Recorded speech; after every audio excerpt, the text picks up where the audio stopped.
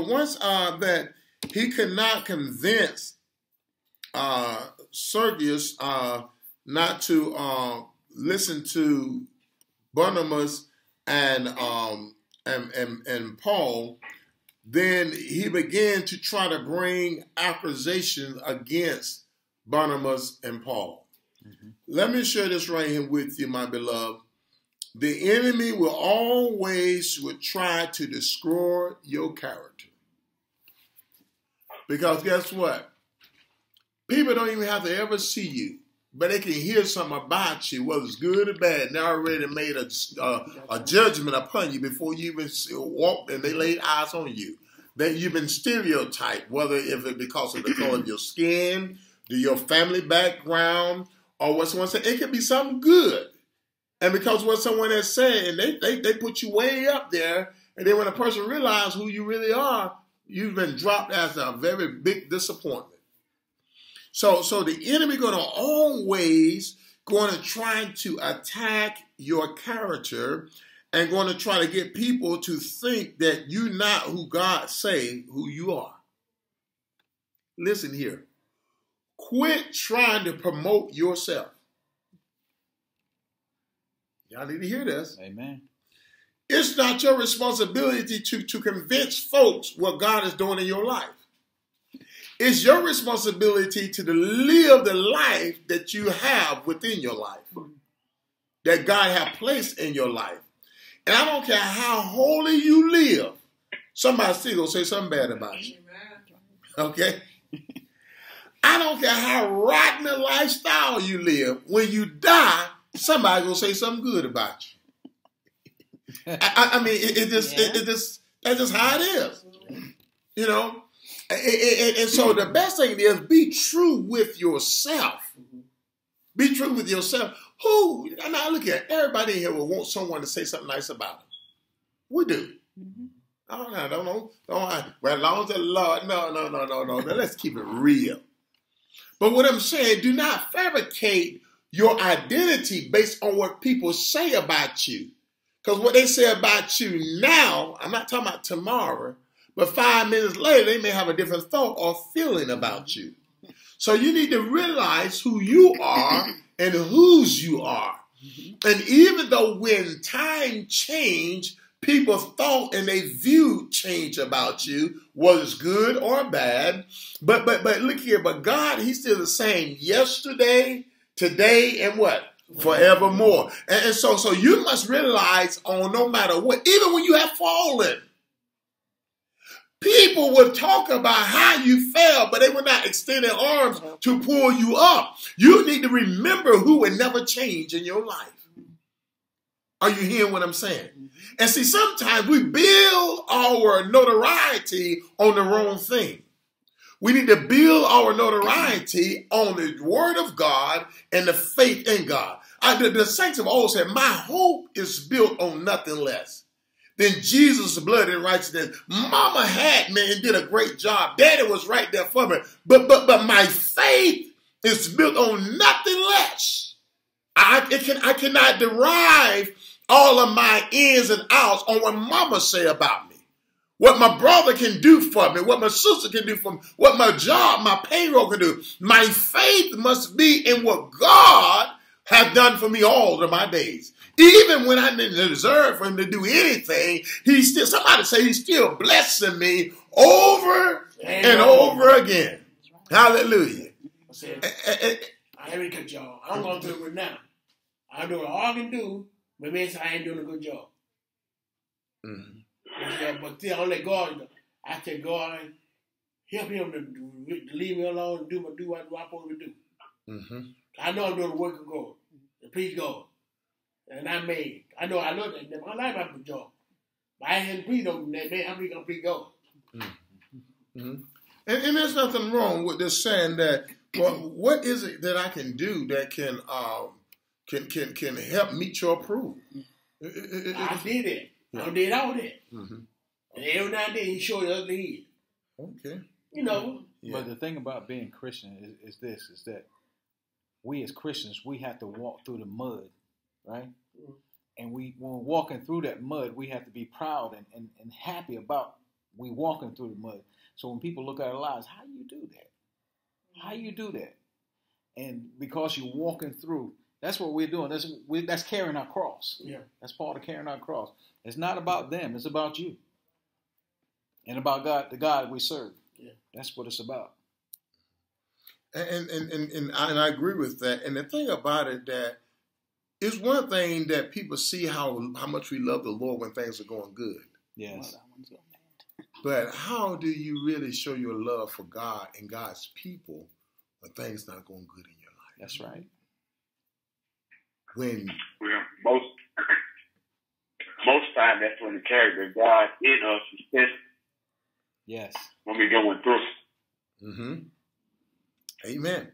And you're going through, at that moment, it seems grievous. Going through at that moment, it seems that, why me? I'm being attacked. God knows that's a sermon you can preach for anyone of y'all. Job, been picked out to be picked on. Why me? Because at that moment, you're seeing that you are going through. Mm-hmm. And even though you're prophesizing that you're going through, but you're more looking at that you're in and not coming out. Right.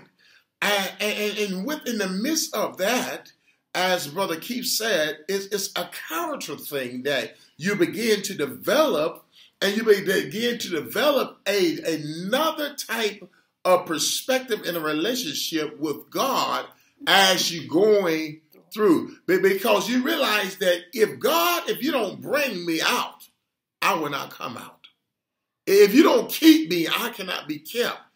If you don't hold me, I will fall. I don't care how many bridges they build. It's not enough to hold me because I feel so weighted down with all what I'm going through. And God, if you don't hold me, I will be like the Kenny Crush game. I will fall to pieces. And that's when we have to continue. And David said early in the morning, I will seek thy face. We got to keep seeking God to guide us and direct us while we are going through. So that means that we're going through the spirit of time in our life. Okay? Any other question? But he's with us. But we also got to be reminded that when we go through, that it's for Christ's sake, not for something we've done. Right. And that's what Minister Charles was saying. When you're going through, people know how you can sing and shout, run and jump and preach and tell God that you'll make a way. They can see that because things are going good. But now they done sat back and got a Pepsi Cola pack of peanuts and they got their arms crossed. Now, what you'll do now? Mm-hmm. All 4 tires are flat on the car. The battery dead and the motor won't even turn. Mm-hmm. Now, what you'll do now? How good is your God? See, we know how to get it. I tell them in Sunday school, you know how to tell folks how to do it. But let's get to the point. Can you do it? And not only can you do it, but will you go through it to do it? We're good to give out the instructions. But when there's all a time that we've been put on the market. Woe is me. And that's when it really reveals how much you have heard of knowledge. I'm going to get what you call her. And how much have you received?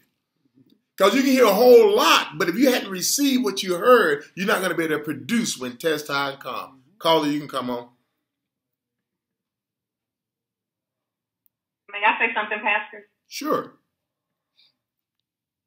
I was listening to you when you was talking about people always wanting approval. And I think it's a sad case when people have changed their life and have given their life to Christ, but they always look for validation from the people in the church. And what hurts those people that have changed their life is that the people in the church, the body of Christ, will always make them feel that, they haven't made a change in their life. And sometimes, about staying in their past. That's why people can't move forward, because other people always stuck in their past. Right. I think that we as Christians in the body of Christ, because we all haven't always been saved, So we need to encourage our brother and sister in the Lord when they give their life to Christ. There's no need to bring up the past because it's just what it is. It's behind us. Mm-hmm. But I've talked to several people that have given their life to Christ, and again, they're always looking for validation from men, for someone to accept them. My theory is that you got it right with God, and that's all that matters. And it's a painful thing. The old cliche said, "Hurt people hurt other people." Right. And for those people that have given their life to Christ, that people walk around here and say they ain't changed, or they're waiting for them to fall so they can say, "I told you so." And that's just not how Christians are supposed to embrace one another, by throwing up their past. And I just don't believe that once you become a child of God that you should be looking for validation from man, because God has already sealed that. Wow. That is correct. Sister, are you the one that I met Saturday? I'm sorry? Are you the one I met Saturday? I didn't hear you. Are you the one? At Word of Faith. Okay, all right. I sound like I can connect that voice. Praise the Lord. Glad to have you online. And you're so right. And that's the reason why that we, as the mature believers, when the baby comes in to be hatched, we have to be there to nurture them. Because true, it's sad, but it is true. We got to understand that everybody that comes into the building we call the church have not become the church, or became the church yet. And they will wound and hurt, just as this man Bar-Jesus in the 13th chapter. They will try to doctrinize people according to their way instead of God's way. Well, and for example, you just got saved, and they'll make you believe it's wrong that if you stand up and read scripture, or either if you sit down and read scripture, instead of explaining to you, this is just our custom. It doesn't have anything to do with your spirit. And that's why it's important to disciple the people, to teach them so they would know the difference of a custom than the word of God. And the truth be told, many of our believers will operate on tradition of man instead of the knowledge of the word of God. And we have to warn them that because you have said, "Lord, come and save me from my sins," listen here, that don't going to escape you from all oppositions in life, but it's the idea that you're not alone in your life, because you just not put on the clothes of persecution. You just put on the breastplate of the bullseye, because the enemy, and it's not them a little fat, short, heavy set, whatever you want to look at it, with the horns on their head. But the enemy is that spirit that's going to work through people that's going to trying to pull you back. What them same folks want was witness to you, saying you need to come on in. And that's why I say that we are in now a civil battle in the body of believers, because we're attacking each other instead of rebuking and then trying to reprove one another. And you're so right, because we will try to look for this person, and a lot of times, and you said it right, hurt people, they seek out to hurt other people because of their miserable love company. They not growing, and they don't want you to go no further than they're going. Well, I have a question with that being said. How can we as Christians, when we fall short, we don't reveal our shortness, and the other world, the world that's out there, that's why I feel like we set the bar so high, because when we fall, we try to cover our sin, and they don't see us when we fall. Mm-hmm. So it's hard for them for us to bring them in, because they we set the bar so high because they don't see no sin. Or at least we try to cover our sin. Right. You know what I'm saying? Right. And that's so, when everybody in my sisters and my brothers, they don't go to church. So when I go to church, and if they see me doing something, they'd be like, well, you know what I'm saying? Mm-hmm. And it's kind of hard. We set the bar so high for others that don't go to church, and all of them who in the church, but I want them to come back to church or whatever.